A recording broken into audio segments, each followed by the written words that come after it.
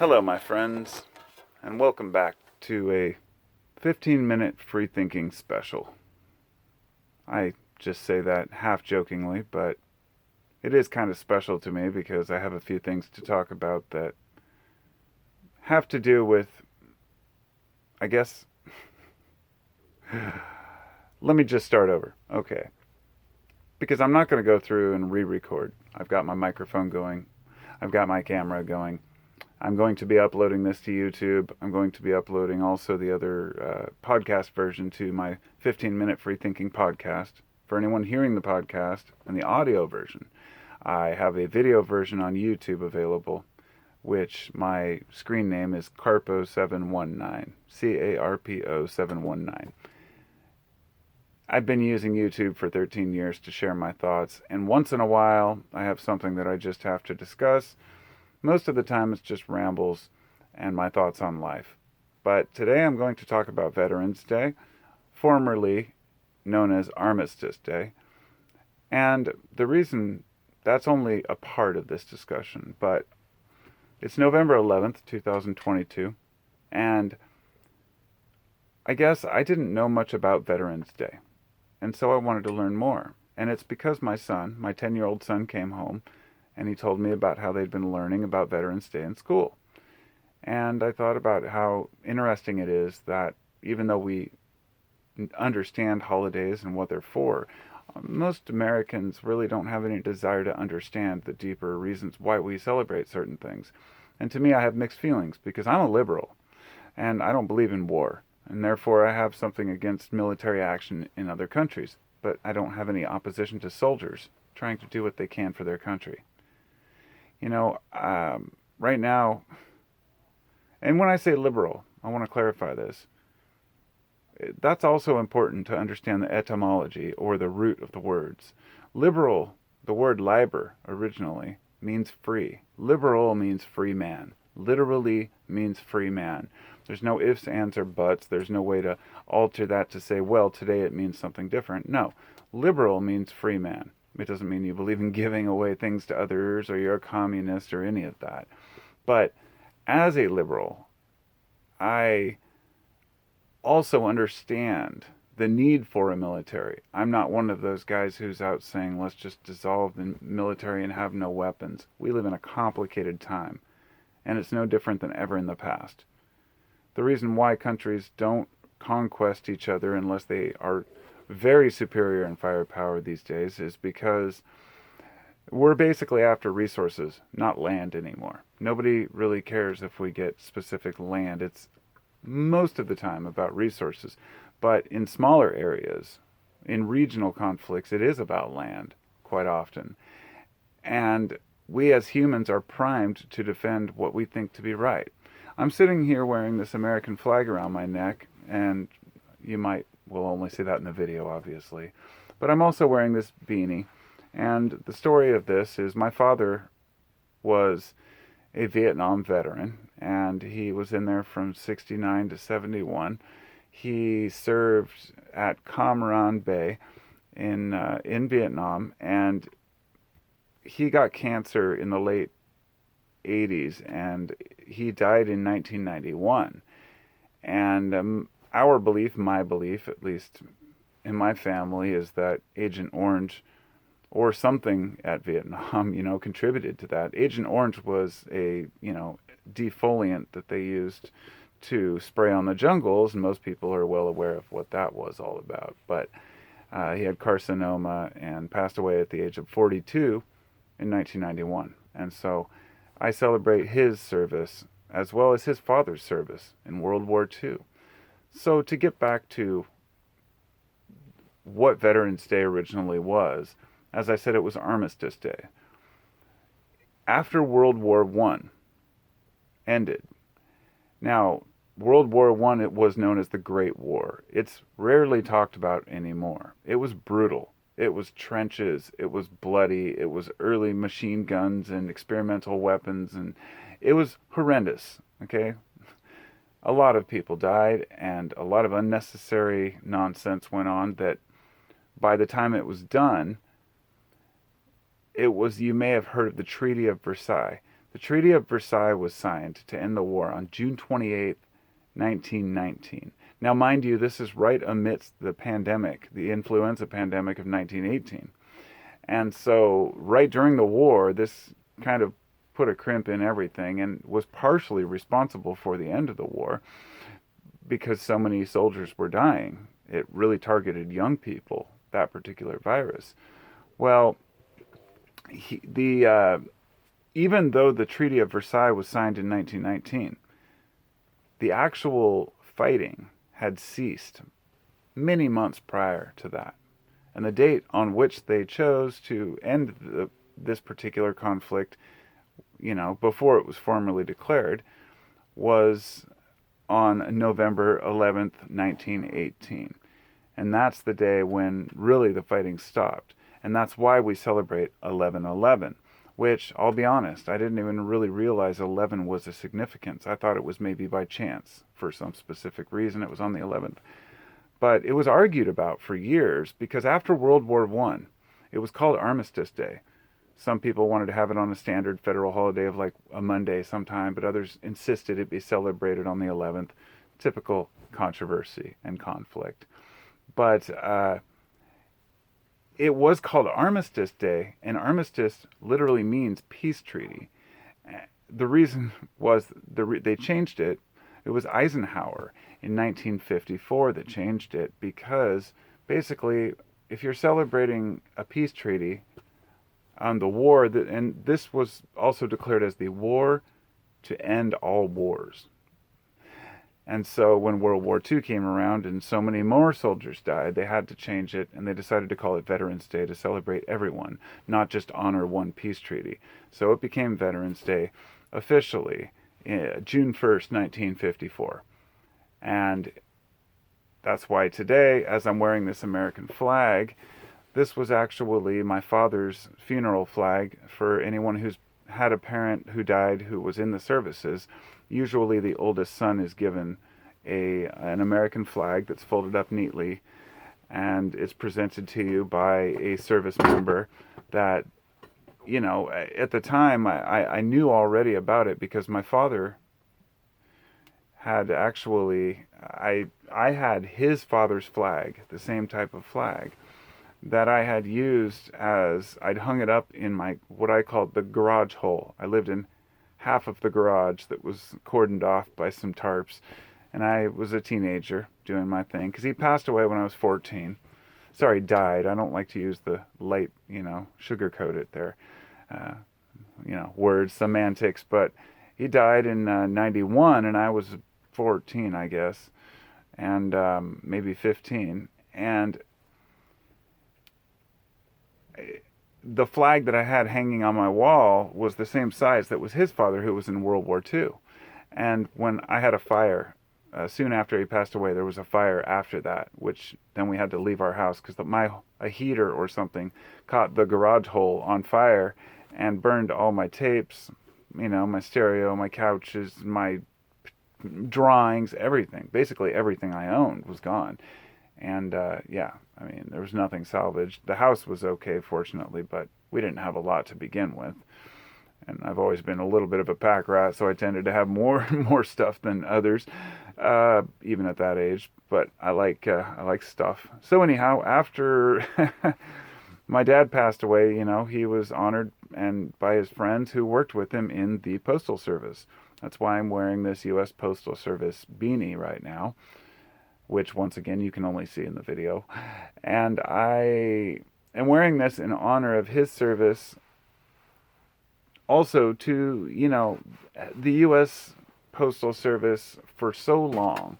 And he was miserable a lot of the time. I know he didn't like it. It wasn't as fulfilling as he wanted. He was a poet. He was an eccentric guy. He was a hippie that never found a hippie group to relate to. And this is my father's story, and each person out there, every one of you likely, has some story of somebody in your family, whether current or extended family, who has served this country. And then, like I said, afterwards working for 20 years for the Postal Service, doing his best to help deliver, people their mail. And just trying to be a good human, right? After seeing the kind of shit that he saw in that war. It was horrendous. Vietnam was phenomenally horrendous. It was some of the, this was the earliest real guerrilla warfare tactics that we'd seen. Before that, there had been at least a visible enemy a lot of the time. This was brutal. I mean, Vietnam was horrendous. There's a reason why people say they portray it as so horrendous, but also the fact that we didn't win that war. That we realized no matter how much firepower you have as a country, unless you're willing to wipe everything off the map, you have to go in and surgically deal with these problems. It's a different story, for example, out in the desert, where, in the Middle East, they can see pretty much everything. I mean, it seems pretty obvious when you think about it, but everything, all movement, everything is tracked now through satellite and drones, and you can see where people are moving and where the hotspots are. In the jungle, it was any man's guess, and people could pop out from anywhere. And my father was severely PTSD ridden after he came back and didn't want to talk about it, like most soldiers. And this is why he may have been young, he may have been dumb, he may have signed up for it, but a lot of the soldiers that we celebrate on Veterans Day, they didn't sign up for it. Many were drafted. Many were forced to go to war, otherwise be imprisoned. And a lot of kids today can't even imagine that. I signed up, as I believe kids still do, to the selective service. I don't know if they include females in that now, or if it's still just boys, but you sign up for the selective service when you turn 18. It's kind of like the hint at a draft. It's just to say I've done this. It's more of a formality than anything. But it's when you think about and imagine signing up for the draft and being forced to by law, then being called to service and sent off to a pointless effing war down in Vietnam, it's hard for people today to grasp that. I think there's a lot of fragility out there and a misunderstanding of how bad war is. Even today, with all the information, the pictures, the videos, everything we know, people still want to go fight these good fights, not acknowledging where the fight really came from or why we're having it. And it's extremely complicated to be a human. It's extremely complicated to navigate this world and find a career and somebody that we love, and dealing with children and turmoil and fires and weather, everything you can imagine. And on top of that, having to deal with, just for a couple of years, being in some foreign place where you were shooting human beings. That adds a different layer that you really can't strip away very easily. And you have to be very strong-willed to get through it unscathed, and I don't think anyone is. So the veterans, even if they did sign up for it, even if I do feel inside that, yeah, it's dumb to sign up for the military, and I know a lot of people do it, for the right reasons, but I also acknowledge that there are many soldiers out there who do fight fights that are necessary. But these days it's hard because a lot of people seem to be anti-government, also anti-military, to the point where, people will put down soldiers that go out and do things. It gets very complex. Because when you're in that mindset, you might do things you ordinarily never would. The pressure of war, the fog of war, as they call it. And I can't imagine being in that situation. To tell you, I guess, to sum up where I'm coming from, I'm going to tell you a horrendous story. The only story I ever heard from my dad. And I don't recall if I heard it secondhand or not. But apparently my father, he was stationed at Cam Ranh Bay. And a group of them were asked, hey, who wants to go out on a patrol? We're going out to look for something. Somebody said they saw something out here or whatnot. And they were bored because they had been sitting at base for a while. They said, oh, we'll do it. And they volunteered. So a group of men, I don't know how many, marched out, and they marched up through the jungle to this village way up in the hills there. And when they got there, it was just women and children, and the men had gone off to fight. Apparently, the whole village of men were actually guerrilla fighters who had been taking out a bunch of American soldiers. So therefore, the captain, lieutenant, whoever was in charge of the platoon there, ordered all the soldiers to open fire. and they slaughtered all of the women and children in the village and left. And if that doesn't just make you just frustrated and angry, I don't know what would. And even telling that story, I don't know how involved my father was. He resisted it. I don't know if he was partook. I know that a lot of the shots that were taken, even in World War I and II, actually a huge majority of all shots taken missed, and they were missed on purpose. People did not want to shoot other people. Human nature is not to kill. Human nature is not to maim. Sometimes we might think we're doing the right thing. You know, people go into war and they think that they're defending their country, and sometimes you're able to defend your own airspace, your own, the sea, or even protect other people in other countries, and that's a great thing. I don't believe the U.S. should be the world police, but I don't think that should come back on the soldiers and the veterans who really do suffer and are treated like total shit by the system when they get back. The way that the VA hospitals operate is just preposterous. One of my good friends, he recently was diagnosed with a type of brain cancer. He has a tumor on his brain, and he only has a couple of years, apparently, to live. And I know doctors say this, it's not worth listening to them because, a lot of people are said they only have a limited time, but they end up making it just fine and live for a long time. So it's all a lot of perspective, but still, this particular type of tumor is inoperable. They've tried radiation and chemo. Apparently, he went in for his first chemotherapy treatment the other day, and they screwed up. The VA screwed up and gave him the wrong type. Not only was it the wrong type, but he had to pay for it out of pocket because his insurance didn't cover that type. Soldiers should be taken care of, first and foremost. And a lot of these soldiers were exposed to burn pits in the Middle East just the same way that they were exposed to Agent Orange in the jungles and mustard gas in World War I and II. So yeah, it is important to recognize our veterans, and no matter how liberal you are, it's important to celebrate the country and the things that we have achieved and the protection that we've been able to afford the citizens to live out our lives.